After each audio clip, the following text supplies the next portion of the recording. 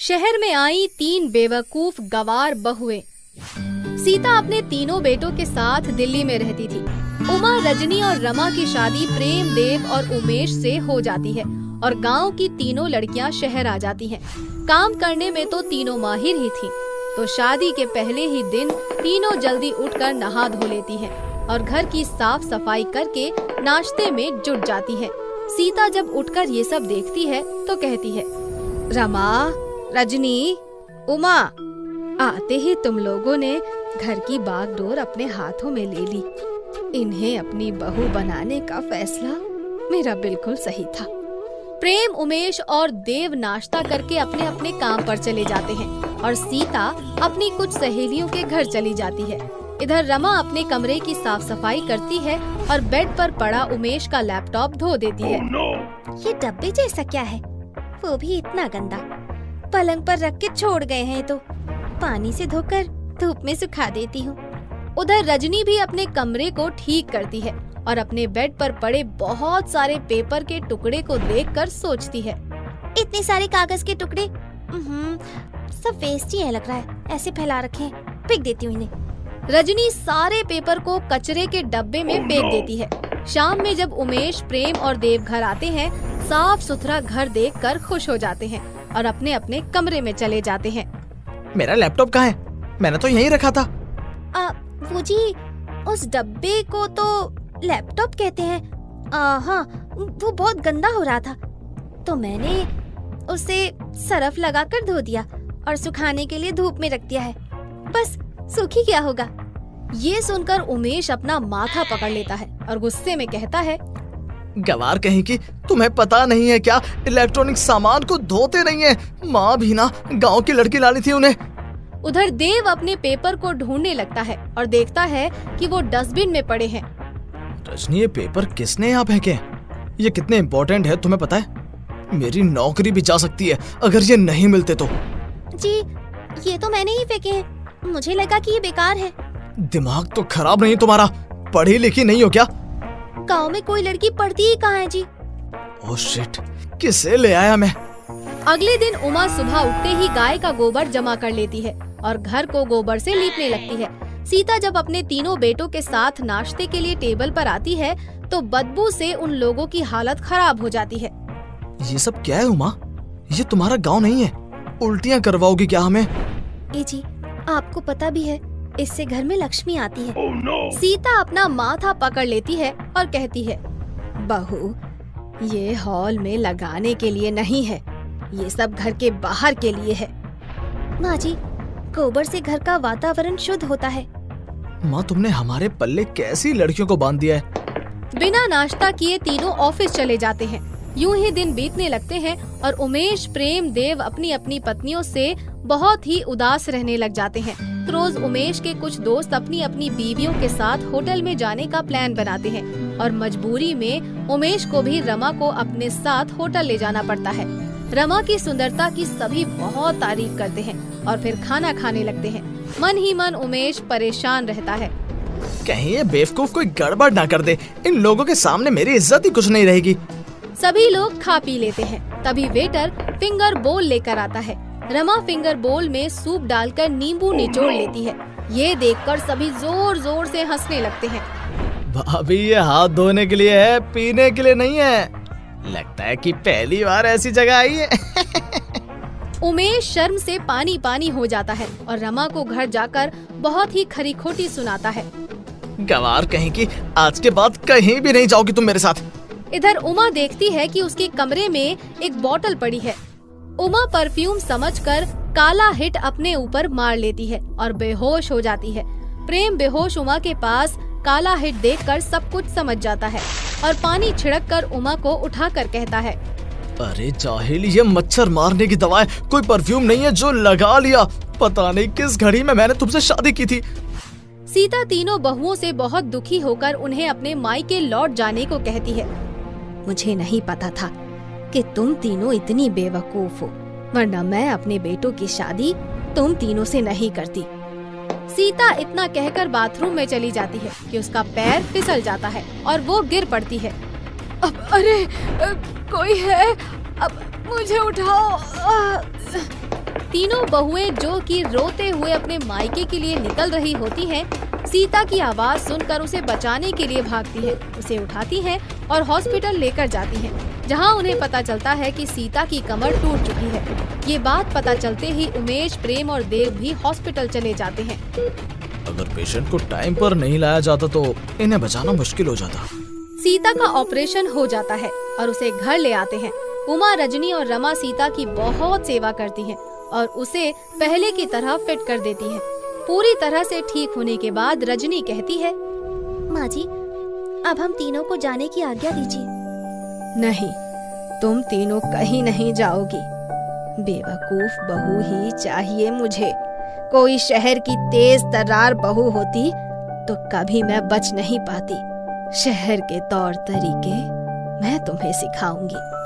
सीता तीनों को शहर में रहने का ढंग सिखाती है और घर पर ही ग्रूमिंग क्लास लगवा देती है। कुछ ही दिनों में उसकी तीनों गंवार बेवकूफ बहुएं शहर की किसी मॉडर्न बहू से कम नहीं लगती। जूस तो ले आइए, इसे पिलाएगा कौन? पास बैठकर पिला भी दे। आप अमीर हो तो गरीब को कुछ भी बोलोगे? मेरा हाथ छोड़ो और मुझे जाने दो बिना बाबू। आराधना अपनी बीमार माँ शांता और छोटी दिव्यांग बहन उर्मी के साथ रहती थी। घर चलाने की सारी जिम्मेदारी उसी के कंधों पर थी और वो गन्ने के जूस की एक दुकान पर डिलीवरी गर्ल का काम करती थी। अब तुम्हारी माँ की तबीयत कैसी है आराधना? ये सुनकर आराधना की आंखों में आंसू आ गए और वो बोली, माँ की तबीयत तो ठीक नहीं है विकास बाबू, दिन पर दिन खराब ही होती जा रही है। तुम चिंता मत करो, परमात्मा सब ठीक करेंगे। ये कहकर विकास पैसे गिनने लगा और आराधना ने पूछा, कोई ऑर्डर है क्या? हाँ है, शांतिलाल की कोठी पर 10 ग्लास जूस पहुँचाओ। ठीक है, मैं अभी पहुँचा देती हूँ। ये कहकर आराधना गन्ने का जूस बनाकर शांतिलाल के घर देने चली गई और जब वो वहाँ से लौटी तो उर्मी पहले से ही उसके इंतजार में खड़ी थी। दीदी, दीदी जल्दी से घर चलो, माँ की तबीयत बहुत ज्यादा बिगड़ गई है। ये सुनकर आराधना सब काम छोड़कर घर की तरफ मुड़ जाती है।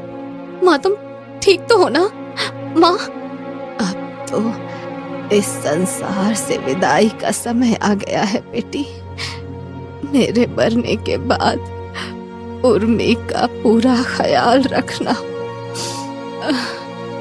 हाँ माँ, हाँ, मैं उर्मी का पूरा ख्याल रखूंगी। देखना, इसे पढ़ा लिखा कर बड़ी अफसर बनाऊंगी माँ। आराधना ये कह ही रही होती है कि तभी शांता दम तोड़ देती है।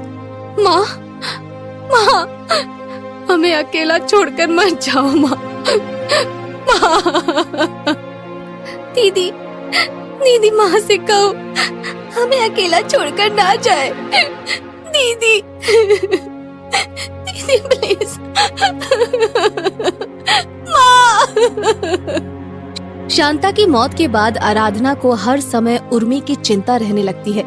वो उसकी पढ़ाई पर पहले से ज्यादा जोर देने लगती है। उर्मी, मेरी बहन, कुछ भी हो, तू अपनी पढ़ाई पर पूरा ध्यान देना। मेरा सपना तुझे बड़ा अफसर बनते देखना है। तू मेरा ये सपना पूरा करेगी ना? हाँ दीदी, जरूर पूरा करूंगी। एक दिन उर्मी को स्कूल की प्रिंसिपल ने बुलाया। उर्मी, तुमने 3 महीने से फीस जमा नहीं कराई है। कल क्लास में बैठने से पहले फीस जमा हो जानी चाहिए, समझी? जी मैडम। स्कूल से घर आते ही उर्मी ने ये बात अपनी बड़ी बहन को बताई। दीदी, मेरी स्कूल की फीस जमा करा दो, वरना मैं कल से स्कूल नहीं जा पाऊंगी। तू चिंता मत कर, मैं तेरी फीस कल ही जमा करा दूंगी, पर तू स्कूल ना जाने की बात कभी मत करना, समझी? आराधना ने उर्मी की फीस के लिए कई जगह से पैसे मांगे, मगर कहीं से उसे पैसे नहीं मिले। उसी दिन वो शांतिलाल की पत्नी शारदा को गन्ने का रस डिलीवरी करने जाती है। अरे, ये तो बहुत कीमती नेकलेस है, जरूर शांतिलाल की पत्नी का होगा, उसे दे देती हूँ। आराधना नेकलेस को शारदा से दिखाते हुए बोली, देखिए माँ जी, ये नेकलेस आपका है ना? अरे हाँ, मेरा लाखों का नेकलेस। क्या इतना कीमती नेकलेस देखकर तुम्हें जरा भी लालच नहीं आया? दूसरे की चीज का क्या लालच करना माँ जी।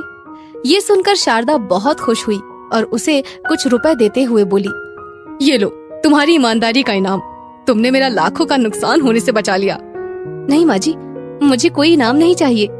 तो फिर क्या चाहिए? ये सुनकर आराधना की आंखों में आंसू तैरने लगे और वो बोली, अगर कुछ देना ही है तो मुझे थोड़ा कर्ज दे दीजिए, मुझे अपनी छोटी बहन की स्कूल की फीस जमा करनी है। तेरे जैसी भली लड़की को मैं मना नहीं कर सकती। तुझे जितना कर्ज चाहिए मिल जाएगा।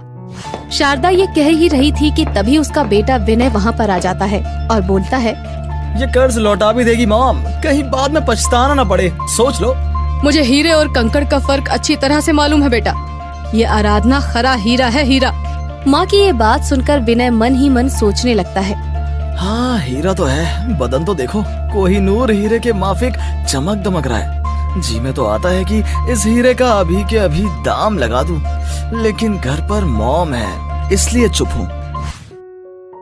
आराधना ने शारदा से कर्ज लेकर अपनी बहन की फीस भर दी और फिर कुछ दिन बाद, अरे आराधना, शांतिलाल के घर गन्ना जूस दे आओ भाई, 5 बड़े वाले ग्लास का ऑर्डर है। अभी दे आती हूँ विकास बाबू। आराधना गन्ने का जूस लेकर शांतिलाल के घर जाती है और देखती है कि वहाँ विनय और उसके दोस्तों के सिवा कोई नहीं होता। जूस तो ले आई है, इसे पिलाएगा कौन? आ पास बैठकर पिला भी दे। आप अमीर हो तो गरीब को कुछ भी बोलोगे। मेरा हाथ छोड़ो और मुझे जाने दो विनय बाबू। अगर मैं हाथ ना छोड़ू तो क्या करोगी? मैं चिल्लाऊंगी और तुम्हारी बदतमीजी के बारे में सबको बता दूंगी। अगर मैं तुमको मुंह मांगे पैसे दूं तो? ये सुनकर आराधना को विनय पर क्रोध आ जाता है। मैं एक इज्जतदार गरीब लड़की हूँ विनय बाबू, मैं कोई बाजारू लड़की नहीं जो तुम्हारे पैसे पर मर जाऊँ। अब बहुत हुआ, आगे एक शब्द भी मत बोलना, बस। तू क्या समझती है कि मैं तेरी धमकी से डर जाऊंगा? मेरे पास इतना पैसा है कि तेरे जैसी बीसियों को खरीद लूं। चल चुप करके आ इधर। ये कहकर विनय ने आराधना का हाथ पकड़कर अपनी तरफ खींचने की कोशिश की, मगर तभी वहाँ शारदा आ गई और उसे देखते ही आराधना फूट फूट कर रोने लगी। विनय, ये क्या है? कुछ नहीं माँ, मैं तो बस इसके साथ मजाक कर रहा था। आपके अमीर बेटे और इनके दोस्तों ने मेरे साथ जबरदस्ती करने की कोशिश की है माँ जी। ये सुनकर शारदा बोलती है, मेरा बेटा इतना नीचे गिर सकता है, मैं कभी सोच भी नहीं सकती थी। मैं इसे और इसके दोस्तों को अभी पुलिस के हवाले करती हूँ। रहने दीजिए माँ जी, मेरी इज्जत बच गई, वही बहुत है। कैसे रहने दूँ? किसी लड़की की इज्जत की क्या कीमत होती है, ये सबक तो इनको सिखाना ही पड़ेगा। ये कहकर शारदा ने पुलिस को फोन कर दिया और हम आराधना से माफी मांग लेते हैं मॉम, हमें पुलिस थाने मत भेजो प्लीज, हम आगे कभी ऐसी हरकत भूलकर भी नहीं करेंगे। ऐसे गंभीर अपराध के लिए माफी कोई मायने नहीं रखती बेटा, इसकी सजा तो तुम सबको भुगतनी ही पड़ेगी। इंस्पेक्टर, ले जाओ इनको। पुलिस विनय और उसके दोस्तों को थाने में ले जाती है और फिर शारदा आराधना के आगे हाथ जोड़कर बोलती है, बेटी, मैं अपने बेटे की करतूत के लिए बहुत शर्मिंदा हूँ, हो सके तो माफ कर देना मुझे। कसूरवार को तो आपने सजा दे दी है माँ जी, फिर आप माफी क्यों मांग रही हैं? क्योंकि मैंने उसे दौलत तो बहुत दी मगर संस्कार न दे सकी, जो दौलत से भी ज्यादा जरूरी है। ये कहकर शारदा रोने लगती है। अब क्या हुआ माँ जी, क्या बेटे से दूर होने का दुख सताने लगा है आपको? दूर होने का नहीं, बल्कि उसके भविष्य की चिंता सताने लगी है बेटी। मैं तो उसके लिए तुम्हारा हाथ मांगने वाली थी, मगर निकम्मे ने सब चौपट कर दिया। ये सुनकर आराधना चौंक जाती है। मेरा हाथ माँ जी? पर मैं तो बहुत गरीब लड़की हूँ, पर गुणों और विचारों में हमसे बहुत अमीर हो। मुझे ऐसी ही बहू चाहिए थी बेटा। ये कहकर शारदा चुप हो गई और आराधना भी वहाँ से चली गई। फिर इसके कुछ ही घंटों बाद आराधना विनय को साथ लेकर शारदा के सामने आ जाती है। विनय, तू यहाँ कैसे? मैंने इन्हें पुलिस से छुड़वा लिया है माँ जी, सुधरने का एक मौका तो मिलना ही चाहिए ना। जब आराधना ने ही मुझे माफ कर दिया है तो अब तुम भी कर दो ना माँ। विनय में यह बदलाव देखकर शारदा बहुत खुश हो जाती है। बेटी, तूने एक दुखी माँ का दुख दूर करके बहुत बड़ा पुण्य किया है, ईश्वर तुझे सदा सुखी रखे। ये कहकर शारदा ने आराधना को गले लगा लिया और फिर अपने बेटे से उसकी शादी कर दी। इस तरह गरीब आराधना और उसकी छोटी बहन उर्मी का जीवन तो संवर जाता ही है, साथ ही शारदा को भी गुणवती बहू मिल जाती है।